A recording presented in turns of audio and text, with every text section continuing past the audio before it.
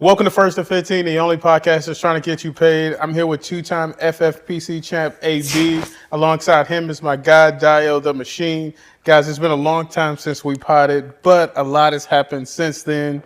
Let's talk about some of the moves that have happened, and I want you guys to tell me, what do you think are the most impactful fantasy moves thus far, whether it's DK going to Pittsburgh or there are just tons of moves that have happened that have really changed the landscape, and also the lack of moves as well. Speaking of Pittsburgh, they still don't have a quarterback. I guess technically it would be what Rudolph, Mason Rudolph. Mason No, Rudolph. no. Mason Rudolph is QB1. He's QB1. He's not QB1. He's on the roster. He's not QB1. QB1. Go ahead, Mr. Christopher. But let's talk about the most impactful fantasy moves. What do you think is the most important move so far for fantasy? I think for me, honestly, the most important moves aren't even the players, it's the coaches. I feel like I've always been, a guy where has there been a change in the offense, either with the OC or with the head coach? Like, I start there because there are tons of talented players in the league. There are tons of players who don't have talent in the league. And if either are put in the right or the wrong situation, it has a significant impact on their fantasy values. And we see this from year to year. We were just talking about Chris Godwin. Chris Godwin, and Mike Evans seem to flip-flop ADPs every single year. Yeah. And I think a lot of that, some of that's due to injury, but I think a lot of that is due to 1 year their role in an offense and whether or not they're the first or primary read or have designed, targets. I think it fluctuates from year to year. And last year, a lot of us were really high on Chris Godwin because his coach came out and said he was going to be in the slot role. And then everybody, got on Twitter and looked at past data and how, aggressive he was in the slot. But you didn't even need to do that. You just see where Liam Cohen came from and, okay, Kupp was in the slot. Chris Godwin, can pretty much operate anywhere. But if you were going to I won't say force feed him targets, but have design targets and make him a first read, in kind of a pass, or I won't say pass first offense, but an offense that, has a pretty good passing game, his value is going to go up. So that's one guy who 1 year didn't really have that much value. The next year his ADP was low. And then the following year was before getting hurt, top 3 wide receiver, and so you can see just even in the player, how things can change from a fantasy output standpoint, depending on who his offensive coordinator is and who his head coach is. So Liam Cohen obviously going over to Jacksonville. Duval. I don't even know what that means. But that's Duval the area, County. man. Yeah. Is that what it count? Yeah. Duval County? Yeah. Not in the map like that. Anyway. But Disrespect. Okay.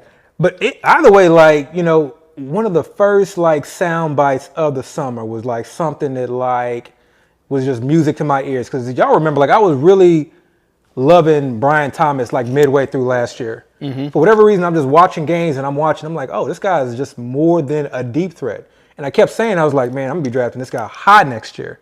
Well, apparently I'm not drafting him high enough because, Liam Cohen came out and said, we're going to use this guy a lot. This guy is going to be a fixture in our offense. If he's not getting double-digit targets, something's wrong. But then he kind of threw out, the infamous, I love how he plays in the slot. We want to get him in the slot, et cetera, et cetera. So again, kind of extrapolating what he's done with the Rams to Tampa Bay, that to me gets me excited. That makes me feel very comfortable about drafting a Brian Thomas, regardless of whoever else is in the mix, whatever competition he has, et cetera, et cetera. That alone is impactful. So I feel any offensive coordinator move, any head coach move over the summer and heading into the new year is all so important. And there have been a number of them. Obviously, Chicago's a big one. And there's so much ambiguity there. But I feel as we get sort of kind of a few clues and some hints throughout the summer, maybe things shape up. But until now, I'm, especially some of the late guys Loveland, and I wasn't a Burton guy, pre-draft, but those guys, I'm grabbing up. Yeah. Seahawks. It's, really, for me, I start my off season with, okay, what changed from a coaching standpoint, especially on offense, head coach, and is there a way that I can sort of kind of, look for an advantage? What about the Jets and the Buccaneers now? So like the Jets now, I mean, obviously changing the OC, but they brought the OC from the Lions. Yeah. Not the OC from the Lions, but like an assistant from the Lions. Yeah. Assistant. And then the Bucks losing Cole. I don't even know who they replaced him with, Yeah. but like, what happens with those? So two I think those are like unique situations in their own, but I think there's still things that are important. Like obviously it's important because we kind of get it in our mind like Garrett Wilson has been this way, or Garrett Wilson is not really, sort of kind of excelled. He's not become a superstar. And every year Garrett Wilson has kind of been almost, not necessarily in a different system, but in sort of kind of a different offense. An Aaron Rodgers offense is very different than a non-Aaron Rodgers offense, regardless of who the OC is, especially when you bring in his boy Devontae Adams. So automatically, I think a lot of us, like, it's hard to not have that, like, that sort of kind of recency bias of what we just last saw of Garrett Wilson. But if you can just simply say, you know what, like, new offensive coordinator, new head coach, like, there's this wide range of possibilities, right. So you're basically saying just look at it with fresh eyes. Look at it. That's the perfect way of doing I got it. you. Because like you can find a lot of advantage, and it's not going to be just the Garrett Wilson. Like right now, people look at the Jets and they don't want to look at the Jets. People don't want to draft Jets. Brees Hall is going late because he threw out some random quote about like Brees is going super late. he's going super late because he said, we got multiple backs. Guess what? They had multiple backs in Detroit. We weren't drafting Gibbs late. We weren't drafting Montgomery late. Yeah. We weren't drafting DJ Moore late. To be fair, man, I was a Brees owner last year, and down the stretch, he was not good. He was not good. And there could be a lot of reasons for that. I don't know if it was injury or Yeah. what. Maybe it was system. Maybe it was just apathy or empathy. You know what I'm saying? But what I would ask you though is like, has Brees at any point been good when he's been in the league? What was your thought? What was your thought process before he got in the league? He was elite coming into the league. He did have before injury, and I think even a little bit after that injury, the year he came back after injury. Yeah. He showed some elite skills. But I would say this: if we were talking about a receiver, and I think it's apathy. But if we were talking about receiver, I was going to say something. It's like, I'm going to let him if we were talking about receiver, then I believe that because I believe if you're a talented receiver, as long as you don't have like a major injury, you're always going to be useful. But running back, we've seen a lot of running backs where they just have these 1 or 2 great seasons, and then all of a sudden they just. But he's in the infamous contract year. Oh, is he? I mean, but still. Isn't he in the contract year? Probably. I mean, he probably is. Actually. He is in the contract He's been in the league year for about 4 years now. Yeah, so he's in the contract year. I'm just saying, like, I don't know what happened last year. Yeah. But if it wasn't true injury, and he was playing, like, I think he played most of the season. So if it wasn't true injury, what was it? Because I even think what happened was because he wasn't being as effective, those other guys, really more so the third guy. I think they kind of shut it down though because they knew that. Maybe, So- but they still were playing him. Yeah. Because trust me, if I knew they were shutting him down, I wouldn't have been putting him in my fantasy lineup. But I was putting him in there, and he was dudding the hell out. But that's recency bias. Maybe, but again. That's not to say that like Brees is a value because his OC changed or Garrett Wilson is a buy now. I mean, because they might be. It's to say might be. Yeah, but it's to say to like look at it with fresh eyes because in these changes like things happen and I don't know what system he's bringing over. I don't know what offensive design. I don't necessarily I don't want to. You don't think it's the Lions? I don't necessarily know. I mean, I'm sure they'll have like some components or some some plays and some principles from the Lions offense. Yeah. But I don't necessarily know that like it's going to be like even like. Even in Chicago, I don't necessarily know that it's going to be exactly the Lions offense. I'm pretty sure that the slot wide receiver is probably going to be the one we want to own. Shout out to Scott Barrett, who's like just been big on like, slot wide receivers, in Detroit and obviously now in Chicago. But yeah, I don't know. It's just head coaches like. Wait, and so, why is he big on slot wide receivers? because their head coach has always like. Placed a lot of emphasis on that slot wide receiver. Who was the slot that was being emphasized before Amon-Ra? Before Amon-Ra and the Lions. Well, before he was with the Lions, I feel like he was with. I got to go back and look at that. I guess I'm asking: is he really him emphasizing the? How you doing? Is it really him emphasizing the the slot receiver, or is it more so he just had a great talent playing that position in Amon-Ra? I want to say it's him emphasizing the slot role, and maybe he puts a player of his choosing in the slot. But how are we not bringing up George Pickens in this conversation if we're going to talk about additions to offenses and needle movers? Do y'all not think that George Pickens in this Cowboys offense, with Dak coming back hopefully healthy at the beginning of camp, Does that not change like a stud receiver like CeeDee Lamb's outcome? Do we not see this offense as an offense that can put up points? How is that not the biggest needle mover? I don't think it makes a big effect on anybody. It might improve CeeDee Lamb a little bit. It might hurt CeeDee Lamb a little bit, but I don't think it's a dramatic swing. I think CeeDee Lamb is still going to be valued the way where he should be. I think George Pickens should still be valued the way he was. Again, well, let me say it like this. I don't know the way he was valued once DK came over, because I would assume he took a dip.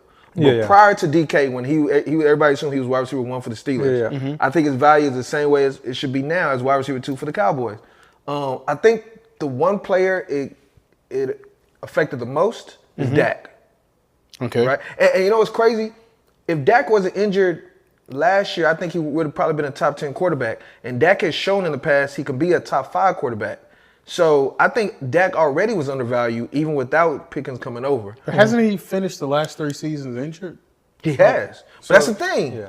I mean, me personally, I don't know how y'all do it. I usually don't fear past injuries as far as how I kind of look at them going forward. Now, if they come into the season hurt, like it's one of those things where they're trying to be ready by training camp or by week 1, that's when I kind of shy away. Yeah. But if they tell me they're healthy now and they're ready for the season, I'm not going to be worried about them dealing with past injuries. Yeah, y'all remember my take. My take on Pickens is that, like, again, not saying don't it's like the exact same. No, I do like Pickens. No, what would you call him in the group text the other day? You thought that was not. I wasn't saying that. What would as you a call knock. it though? Michael Gallup. He is. He's playing the Michael Gallup role. Okay, That's exactly you what talking about Gallup. the role. I thought you were saying he was Michael Gallup. No, but before Michael Gallup went down, remember Michael Gallup was supposed to have his breakout year. No. Okay, but sure, you talking about the role.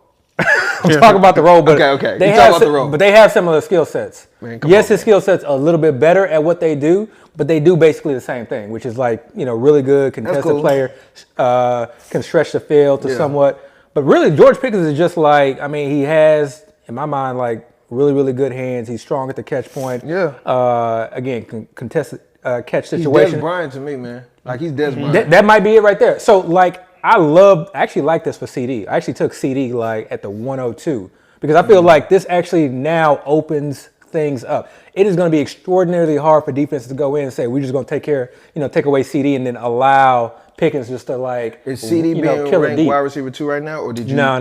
Well, he's in the top Jefferson? top five. So you I took him jumped at Jefferson. the 1. Yeah, I took him at the 102. Okay. Yeah. And Chase was 1, I'm assuming. Chase was number 1. Okay, I got you. Yeah. Okay. I meant to ask you a question, by the way. Where's BT going in drafts right now?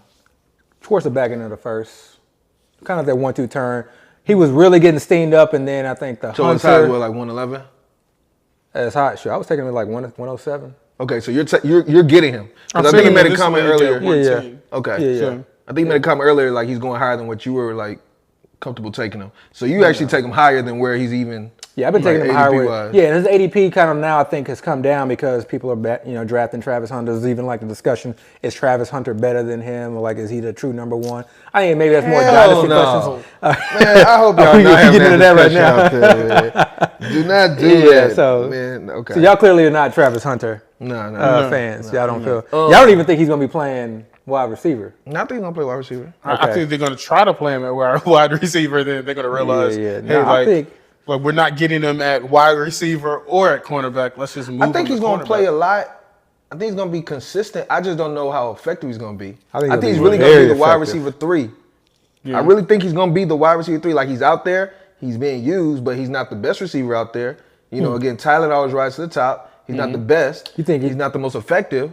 So you think Diami Brown is gonna be the wide receiver too? I think Diamond Brown's gonna play a very strategic role for their team. Yeah, And I think it's gonna be very useful for what they need to do because he's gonna take the top off. I don't know. Like the way Diami Brown was used at the very end of the season last year with the Commanders. Yeah. I think the Jaguars saw that as like we can use that type of weapon.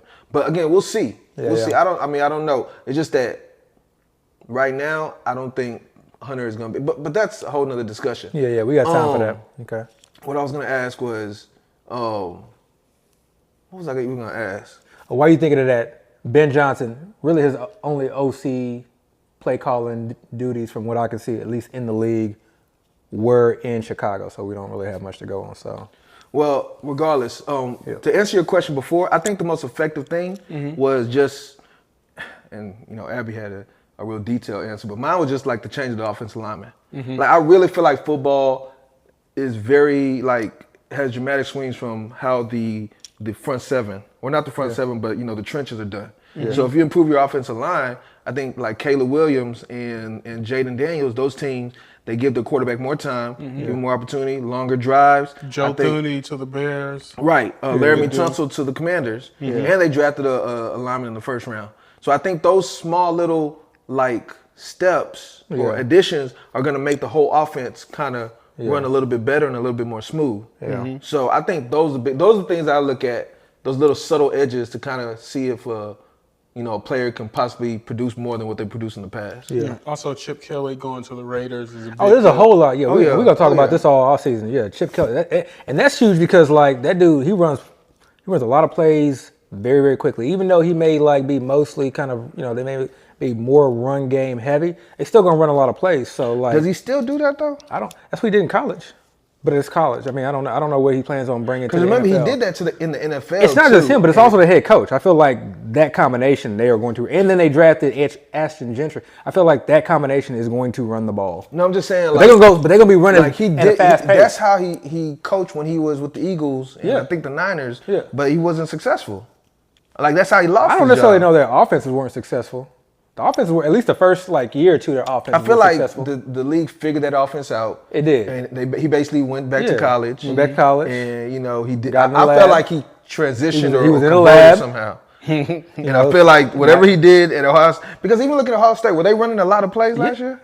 I don't remember them running. It didn't seem like their offense was just high. But that's college though. That's college though. I mean, you would think. Are you concerned that he may not run as quickly as?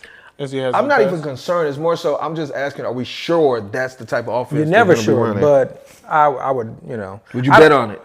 The good thing about that situation is that it does not matter for me from fantasy standpoint. Like Bowers is Bowers for the most part. Like he goes where he goes. Yeah. Gentry goes where he goes. They're both first rounders, right? Right now, yeah. That's crazy. That's crazy. That's crazy. Oh my gosh. That is crazy. That. Yeah, that's crazy. But the next guy doesn't go till like really, really late. So. Who's the next guy? Myers? Yeah, Myers. Probably like eighth, ninth round in the FFPC. Where's Geno going? Geno goes late if not being drafted at all, like in the FFPC. Geno might be a great best ball. pick. He goes. All right, guys, let's talk about the Bears for a second. We talked about them improving the offensive line, ultimately helping Caleb. Listen, this front office has done everything they could, it seems like, to help Caleb. Not only do they keep DJ Moore, at this point, they drafted Roma Dunze last season. They bring in Luther Burton, also Colston Loveland. It seems like they have a lot of weapons across this offense. As fantasy managers, though, like you only have so many picks. You only are able to focus on so many weapons in this offense. Who do you guys think is the receiver / tight end to own in this offense? Man, I'm not going to even lie. I do not know. I have no clue. I've been like all over the place with this. Early in the offseason, pre-draft, was loving DJ Moore because I just assumed like I've never been like a Rome Odunze guy. I mean, I'm not necessarily saying he's bad. I just I've never watched him and thought like, okay, I got to get this guy the ball, or he was like super athletic. I'm just not really impressed by anything. I've like sit there and like watch like little like not even film, just highlights, and I'm just like, like I don't know. So I don't really get the love and infatuation. All that being said, like, I don't know if it's DJ Moore. I don't know if it's Rome. I don't know if it's Burden. I don't know if it's Loveland. I do know that, and based on kind of what they're saying and how Ben Johnson's offense has like operated in the past, and based on like people putting out all these stats and metrics about how better Caleb is kind of in a short passing game. All these things, like it does make sense that like. Again, whoever's going to be operating in that short to intermediate, aspect of the field is going to see probably the most volume, and that's like what I want. So for me, at least right now, the guys that I had the most shares of, that I've been drafting the most, have been Loveland.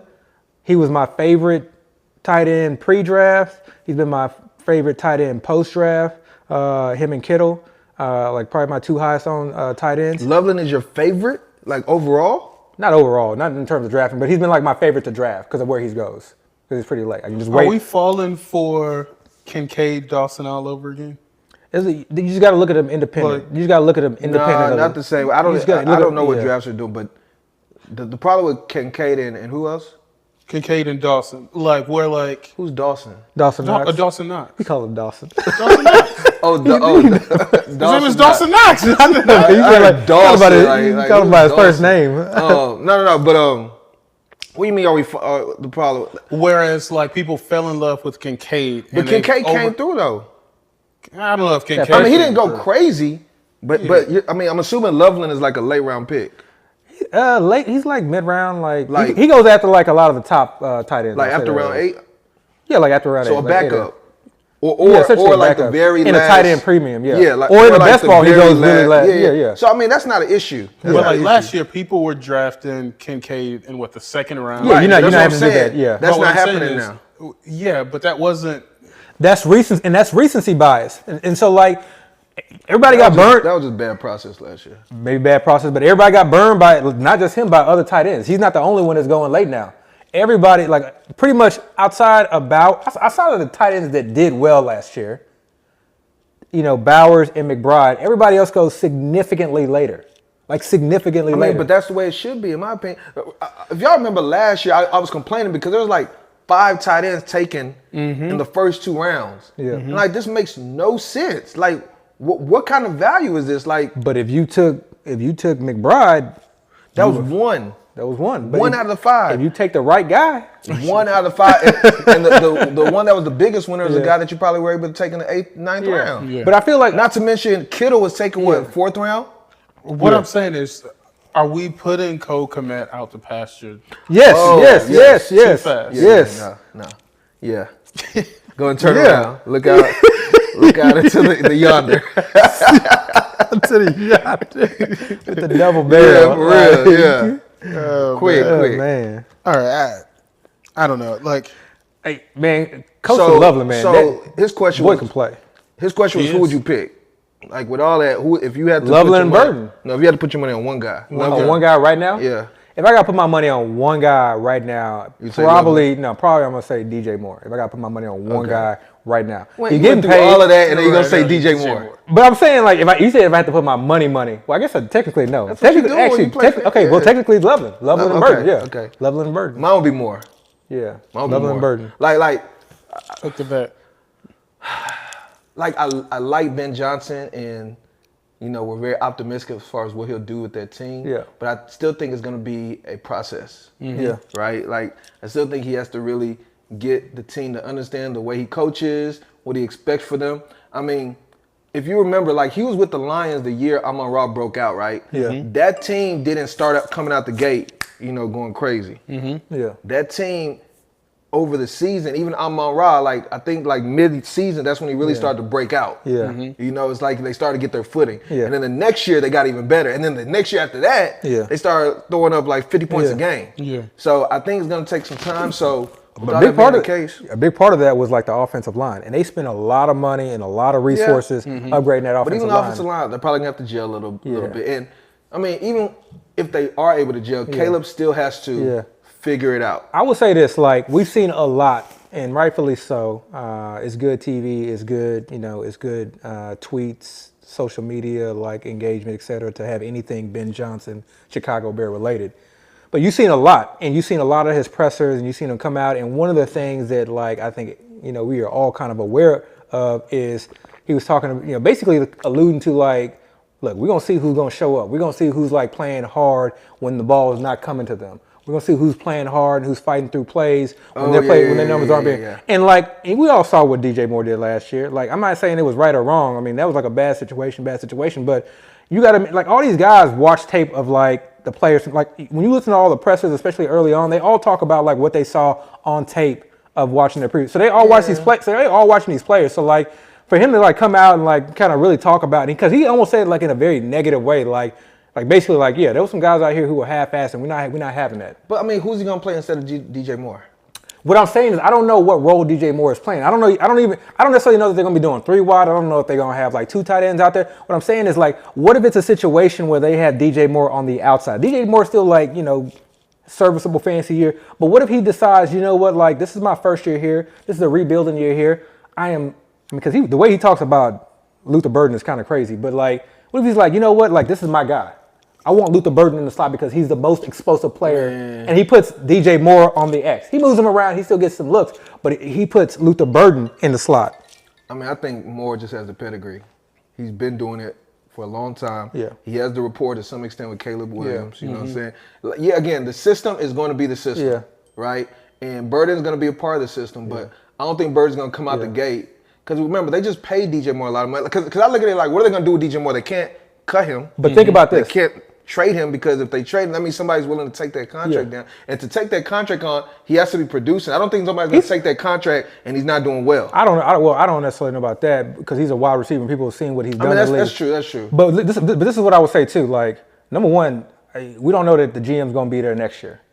For the Bears? Yeah. You think he's on the hot seat?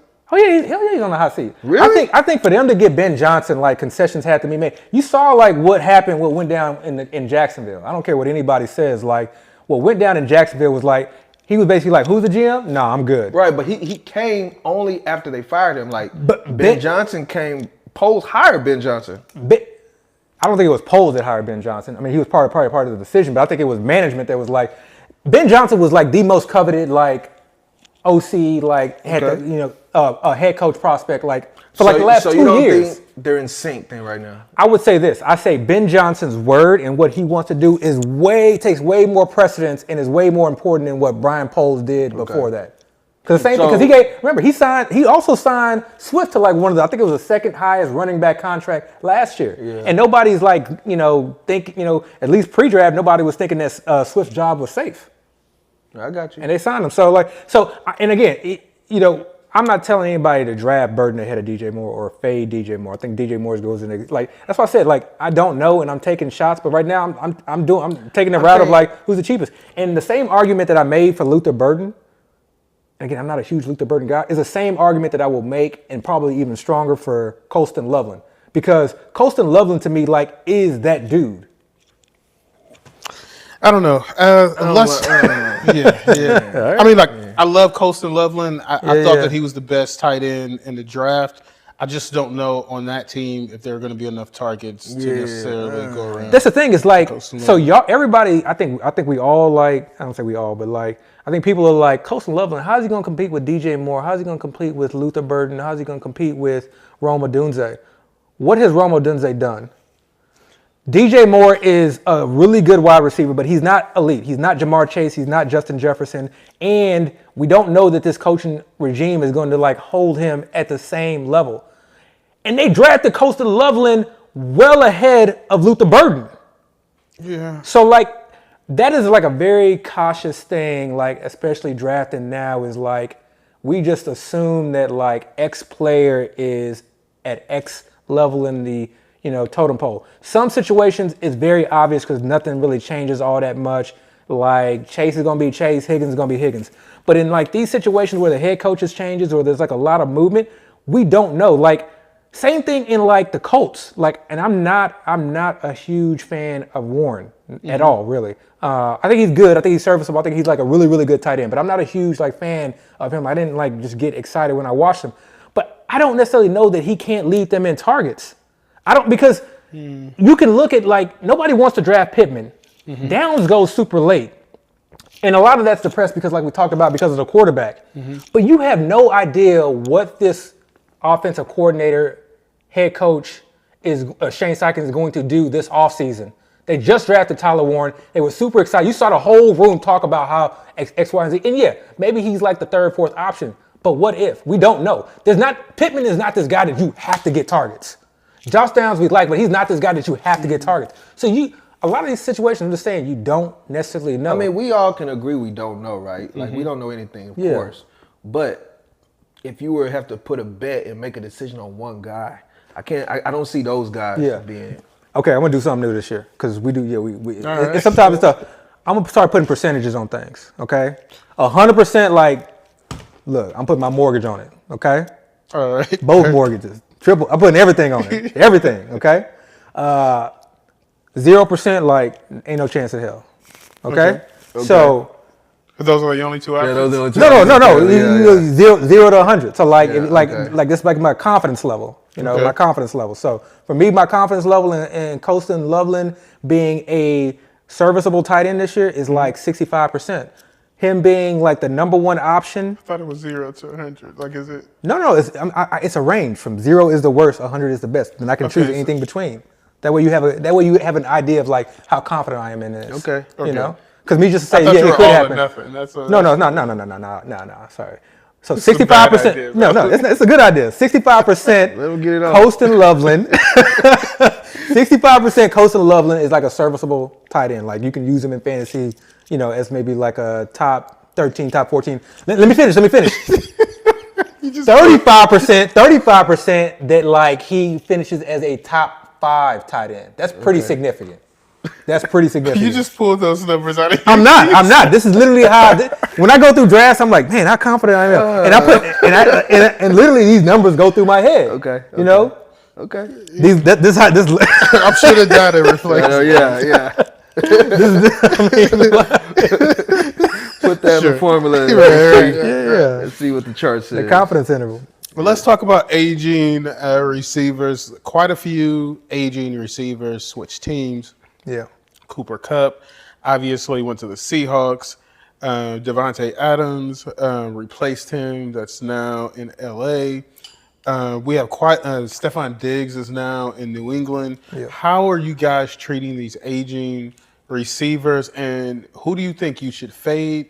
Who do you think that you should buy? Who do you think is in a better situation? We talk about this every year, and last year was the first time that I think somebody actually had talked about what we've been talking about for years, which is elite wide receivers, until they fall off that cliff, are elite and are worth the gamble and are worth, like, you know, them being in new situations. When they're not elite, that's when things get muddied and you just do not know.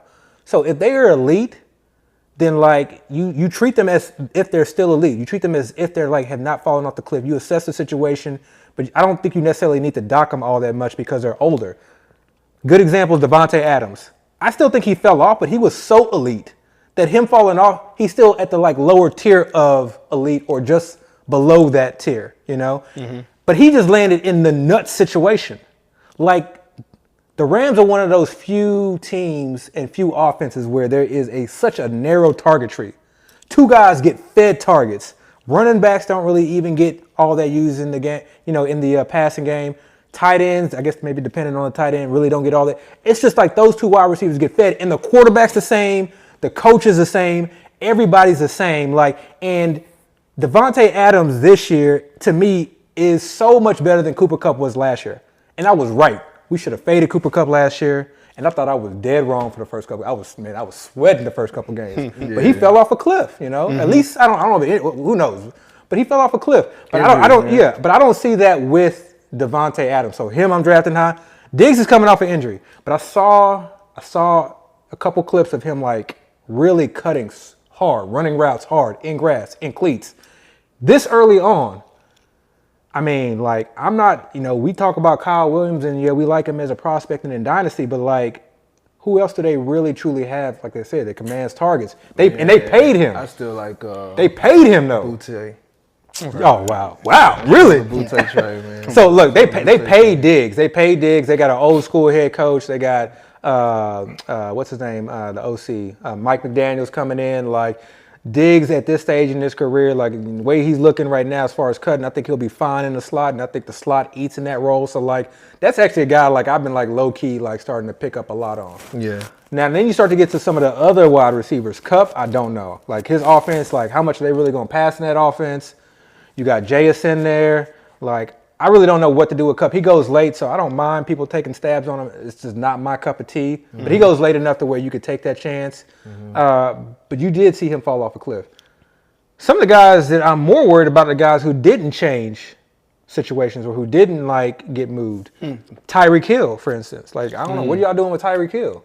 That's such a hard click, and I do not know. I don't know if I'm missing out. I don't feel good. I don't feel good, but I don't feel good passing on him either. Yeah. Where's Devontae going? Right Around now, third, fourth. Yeah, round. I'm passing all of those guys. I'm not taking any of them. So Devontae, beginning of the third, it looks like. Oh hell no, I can't do that. Beginning of the third, no, that's early. That's early. can't do that. I think he's more like maybe in some drafts, but This I feel like he's more. draft, it was 3-1. I'm Oh afraid yeah, that's an outlier. I would say mostly like anywhere from like mid third to mid fourth now. You could have got him a lot I'm earlier. afraid that cliff comes any moment, and, Yeah. and I'm left holding the bag. And especially if you're telling Devontae, because out of all the names you just said, Devontae is the only one I would actually consider. Yeah. If all things were equal. Yeah. Just because you are right, he is elite. He's going to a team with a narrow target tree, but he is older. Like every year, it gets older. At some point, right? At some point, it's gonna happen. It happens, right? Yeah. So That's a every year hefty he's price getting tag. older, and I mean, The other thing too with Devontae is like, I love Puka. Puka's like right up there with BTJ for me. But Puka, man, he be getting hurt. you watch him play, you like every single time he catch. gets hit. Sure, Yeah. I know. Every single I'm catch. just again, I'm really just keeping it with Devontae Adams, him and just getting older. And again, that happening, right? And again, right now, if you're telling me he's going in the early third, Yeah. that means he's being drafted, in my opinion, at his ceiling. I don't know, man. I don't. His, I mean, what- his ceiling is what Cup was doing with Puka last year, at the beginning of last year. I mean, maybe that's the ceiling, and that's maybe, top but then five, top. how top much 10. higher? Whatever you think, best case scenario, how much higher would you draft him than where he's going now? He just said he's going to the beginning of the third. So you're No, basically he's not saying- going at the beginning. He's going in the mid third to mid fourth. If he produces, So who's going right now before him? Where if you knew Devontae Adams was going to have a great season, you would jump over him. if Devontae Adams has a Cooper Cup late age but productive Cooper Cup type season, Yeah. he should be drafted in the second round, hands down. So over who? Over a lot of guys that we're just speculating over. We're Over speculating Garrett over Wilson. Garrett Wilson. We're speculating over you Drake taking over London. Garrett Wilson We're speculating over over. London? Yeah, we're speculating over all these guys. Like, because in PPR, like if you're getting 8 to 9 catches a game, doesn't matter how effective you are with that. And one thing that like the Rams have really never really like had is like a receiver that just dominates in the red zone. I guess Cup maybe did it for like a little bit, but like last year they were using a lot of DeMarcus Robinson in the and they run the ball. They like and to they run the ball. But like Devontae in the red zone is nasty. I mean, His bag is just a little bit more hefty in the personally red just zone. I'm not comfortable doing that. I get it. I just can't do it. I say if all that. I Devontae haven't was- drafted him once. If the value of these players with their age was baked into it, Yeah. I would probably take leaps. Like if Devontae's going like 5th round, He was. even like mid 4th, Yeah, I'm I'd mad. consider that. I should have considered I would that. consider that. But if he's going 3rd now, you're basically saying You can get he's him in going to the be my very wide fourth. receiver 2, or if I'm going zero running back, Yeah. he's my wide receiver 3. Yeah. You know, You may or be able to worst get him case scenario, hell no, I would have wanted my wide receiver 1. Yeah. But That's scary. you put yourself in that position if he's being taken to 3rd. But I mean, but we say that like he's been someone who has stayed healthy, and like this is the thing about like I would just because he's old, I don't necessarily know that he's more prone to to injury because all these guys get injured. T. Higgins gets injured every year. Puka gets always injured, and these guys are young. So like I don't know that we can necessarily associate age with injury. I think if you had like a significant injury or like had No, some like I soft said, tissue, I like him. I actually like him. It's just that if I have to get him on my team right now, I'm taking him at his ceiling, and that scares me. Because again, the bag is. I mean, the But it's cliff is also coming like at some point. It's, Now, those it's other, also relative because like he's going around guys like Xavier Worthy. Would you No, rather have he's Xavier? not. Yes, Xavier's he going in the is. 3rd round? He's going around. He's going 3-4 Xavier's times. not going in the 3rd round. He's going around guys Xavier like Xavier Worthy's Worthy. going Yes, third round. he's going around guys like That's Xavier a- Worthy. He's going so around where's guys Rice like going? Rashee Around the Rice. same way. They Around all the same so way. people this have is Rice and Worthy. bro. Right value there. the same way. DJ Moore is going in the same. Like all these like Mike Evans is going. This is like a very There ain't no way all those players going. yes. Come on. Third and fourth round. Third and fourth round is what I'm saying. Third and fourth round. Like I said, I'll take Devontae Back in end the of fourth, third mid-fourth. and back end of the 3rd and 4th round. This is like the dead zone. This is no, I don't even call it dead zone. This is the Ain't no Actually, dead 5th round zone. is like the second. dead No, I don't even call it dead zone. no dead The- zone. No, the second to 4th round to me, because of like that tier where like One people flat just go- value? either flat. That's like the make your money round. Yeah. Okay. Because if you hit, you made your money. I got you. Shoot, if you don't hit, you didn't make. And so like, you can take the approach of like, let me just diversify, or you can take the approach of like, shoot, this is what I just go ball. I just like I'm taking this guy and fading everybody else. Well, But like that's like the make your money round because like that round, like you said, is so flat. It's so flat and everything kind of fluctuates draft to draft. You know how in Dynasty you kept saying like, man, this is the weirdest year ever. Like the ADP or like the drafts are just all over the place as far as where players are going. Yeah. I'm seeing that a lot in some of the drafts. I'm in 2 mains right now, 2 slow mains, and like if you look at these boards, they are just so drastically different. And it's fun, it's unique, it's different, but like it's just I don't know. Maybe I just might because jump it's on the early, Jets but who tonight knows? just because of that. Last one, Keenan Allen. I Yeah, know that I he's ain't not on seen the yet, team, but are you still drafting Keenan Allen? no. Are you going to consider him? Hell no. So hell no to him. Hell no. Hell no 'Cause to the no. The teams themselves don't feel like he's worth it, right? So I'm good off that, and I don't think it's a strict money issue. Diggs Finished strong, though. Diggs no, because even regardless of the injuries coming off of, I think last year with the Texans he didn't really look all that. I think we were Yeah. force feeding him, and I don't know if it's due to ego or whatever, but we were literally like, But he's playing with Mike McDaniels. This dude has like he is made. not playing with Mike McDaniels. Don't do that. What do you mean? Who's playing with Mike McDaniels? Stephon Diggs. When he That's got an traded OC. to the Dolphins? No, Not McDaniels. Not Mike McDaniels. Not Mike McDaniels. What's his name? McDaniels. Yeah, McDaniels. What's his Josh first name? McDaniels. Josh Josh McDaniels. McDaniels. Josh Yeah. McDaniels. Why did I say Mike? I don't know. Josh McDaniels. He's playing with Josh McDaniels. So, Okay. so we've seen. So? We seen. Granted, I know it's Brady, but we've seen Amendola. Okay, we've seen Edelman. We've seen just all these like slot wide receivers who aren't the most athletic person, but who are precise route Also, runners. that was Brady. We saw Myers. We saw Hunter Renfro. Hunter Renfro was with him, right? That was when Hunter Renfro had that season. I want to say that was one of the seasons. That might. I don't know if that was. Maybe. I mean, But either way, what I'm saying is like I ain't never you been don't gotta excited be about a Josh McDaniel offense, though. I've never been like this target a Josh McDaniel offense.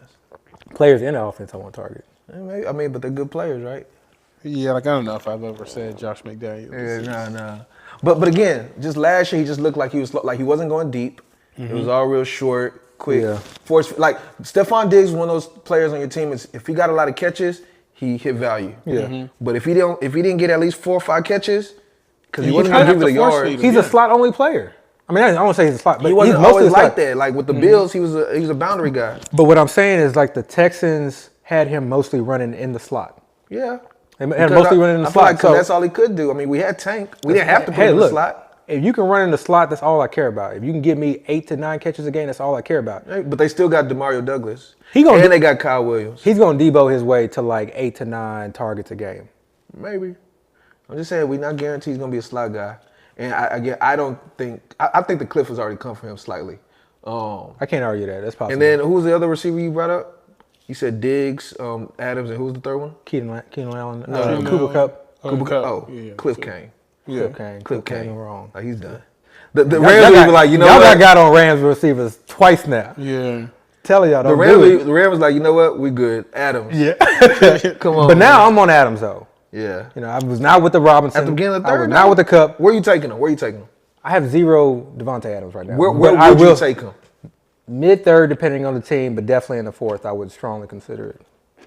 The problem is like I just like so many players around the time. Like it's hard for me like I not think to fourth draft is a Kenneth great Walker. value. Yeah. Because obviously, I still think it's a ceiling play. Yeah. But I think it's a great value. I think he'd be a Yeah. great wide receiver too.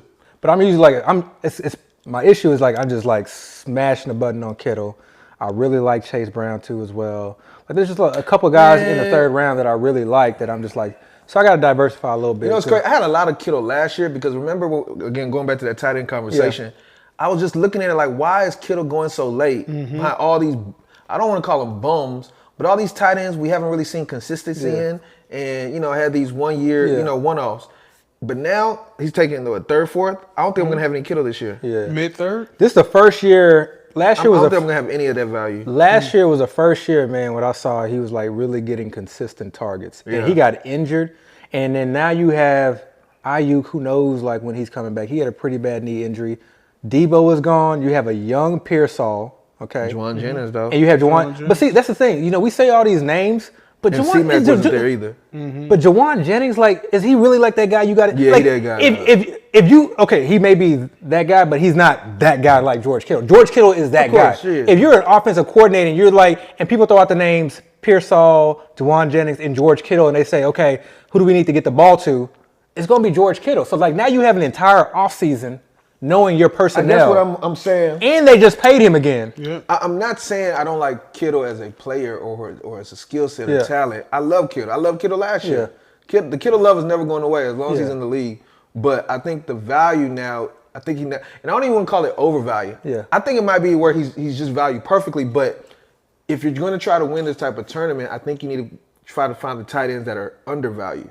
See, my thing this year too, and that may be true, My thing this year is I feel like this is the year of the resurgence of the tight end, based on like where they're going.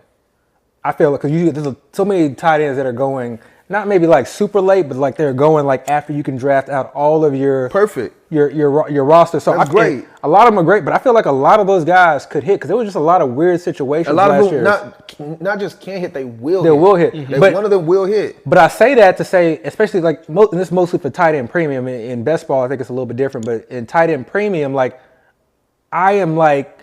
Before, when I was like, okay, let me just get one good tight end, let me try to like hit on one tight Taking end. a bunch of stabs now?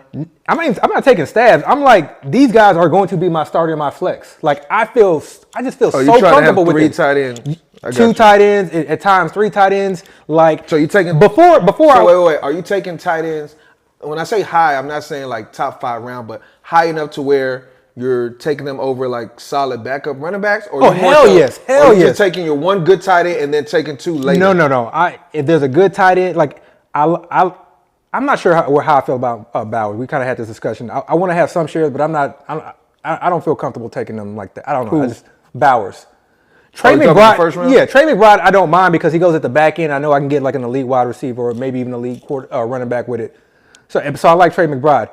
And then we already talked about Kittle, but everybody else goes so this really year late. You're taking tight end early. So I'm taking them all, as much wherever I can get them. Wherever I can get them. Just however you feel. I'm not prioritizing the first round, but like I want to get. I feel like it'll be a winning strategy in some ways to be able to start multiple tight ends because I feel like they are going to put up a lot more points than a lot of these wide receiver 2s that we are drafting or these running back 2s that people are drafting because they just want to fill out their roster.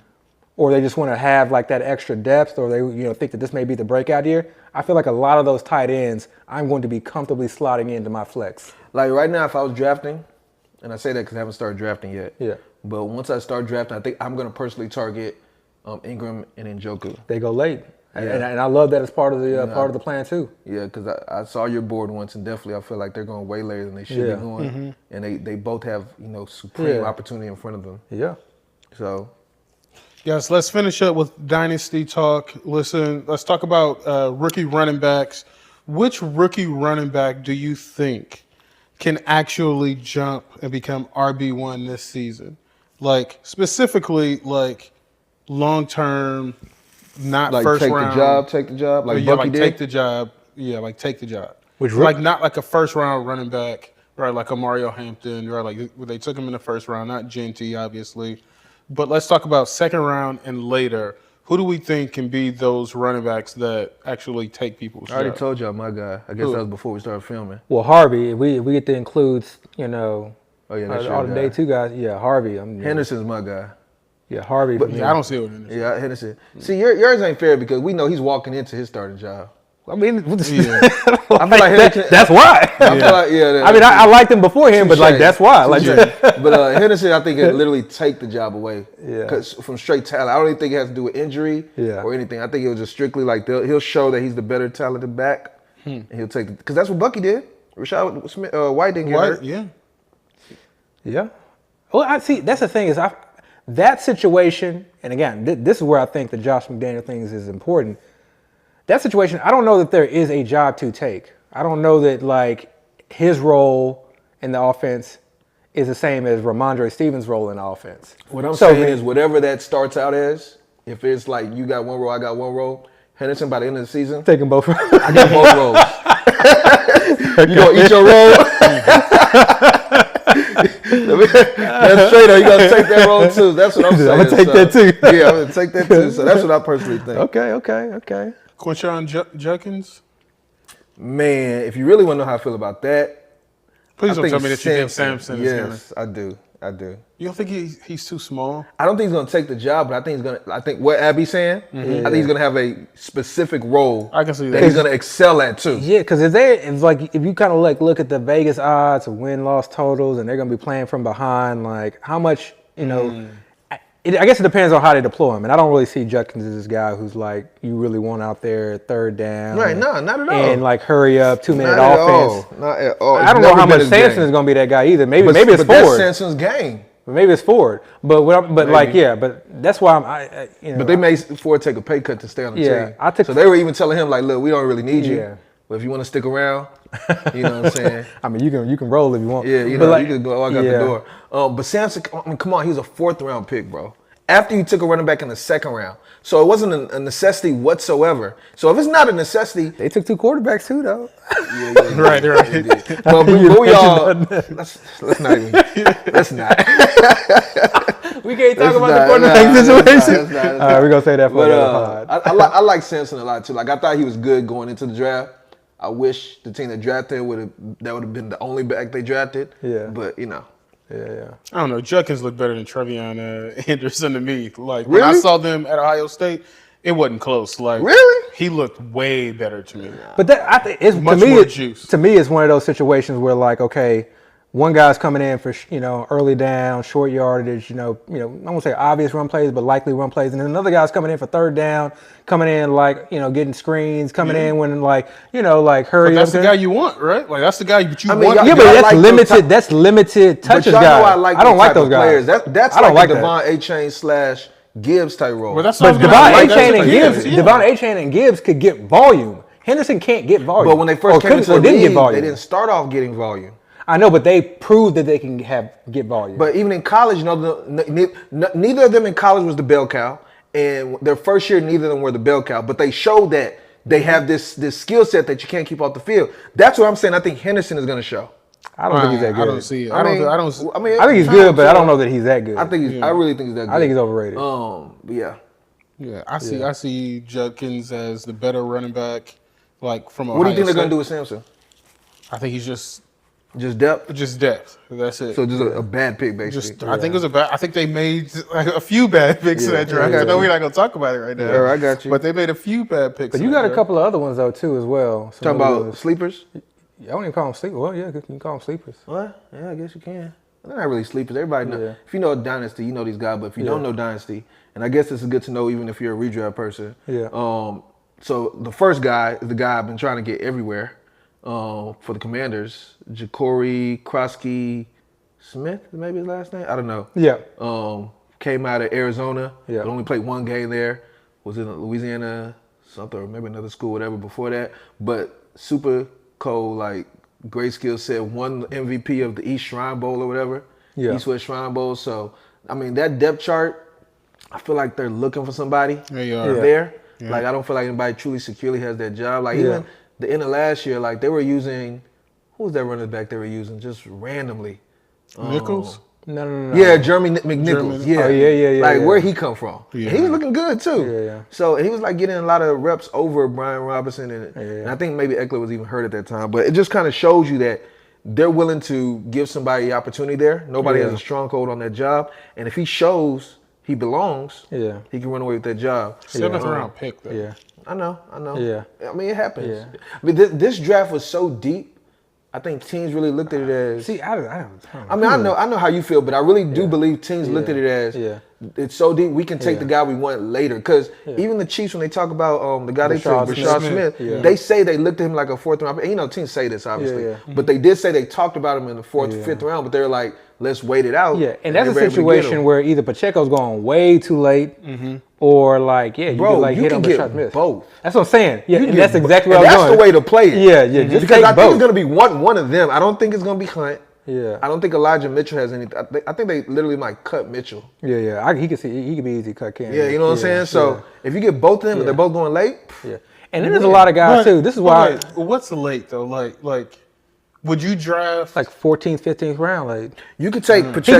goes like Pacheco you goes could like take in like the the 7th. Hey, Pacheco goes in the 8th round, 9th round. I'm at guessing. times. I'm just literally Yeah, guessing. yeah, but he I'm goes like in the assuming 8th round. he goes His ADP's 8th round. And then you could take Smith. Smith might even go undrafted.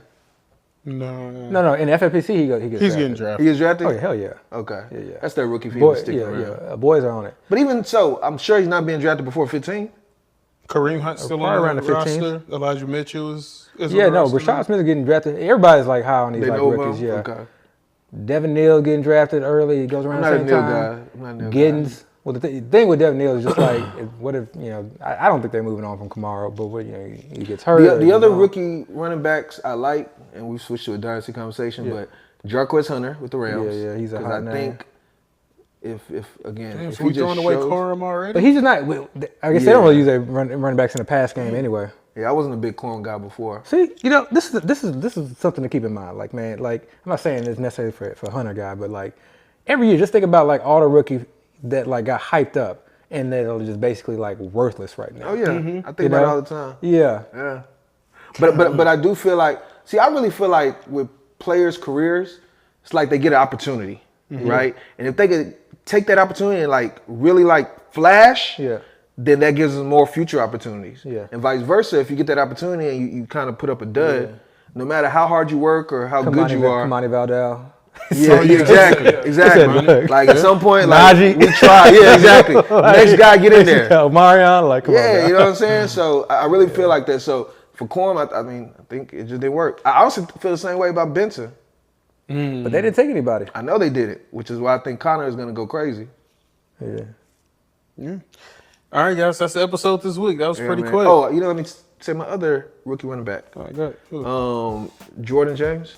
Jordan 49ers. James. Yeah, I like both of those guys. All right, all right. All right, guys, that's our episode this week. Please like, rate, subscribe. We're out.